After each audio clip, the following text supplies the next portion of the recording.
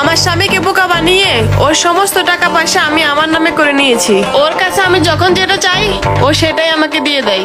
আচ্ছা, তোমার স্বামী যদি এতই বোকা হয় তাহলে তোমার স্বামীর কাছে এখন ফোন দিয়ে 50,000 টাকা চাও তো, দেখি কেমন দেই।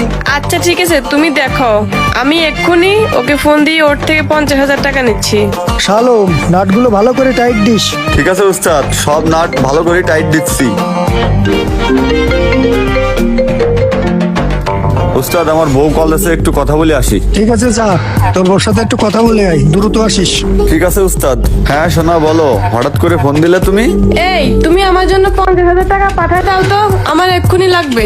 এখনই 50,000 টাকা লাগবে? এত টাকা তুমি কি করবা? কি জন্য সেটা তোমার জন্য লাভ নেই, আমার ইমার্জেন্সি লাগবে তাই তোমাকে বলছি। তুমি দিবা কি দিবা না সেটা বলো। আচ্ছা ঠিক আছে, টাকা নিয়ে টেনশন করা লাগবে না। আমি যেভাবে হোক তোমার জন্য আমি 50,000 টাকা পাঠাচ্ছি। তোমার সুখের জন্যই তো আমি প্রবাসে আসছি। তোমার যখন যেটা লাগবে আমি তখনই তোমাকে সেটা পাঠাই দিব। আচ্ছা ঠিক আছে, তাহলে এক্ষুনি পাঠাই দাও। দেখছো, ওকে যখন যেটা বলি ও বোকার মতো তখন সেটা আমাকে দিয়ে দেয়। ও দেশে আসার আগে আমরা দুজন দূরে কোথাও পালিয়ে যাব। আচ্ছা ঠিক আছে, তাহলে চলো। কি ব্যাপার, শাহ আলমের বউ অন্য একটা ছেলের সাথে ঘুরে বেড়াচ্ছে কেন? আচ্ছা, বিষয়টা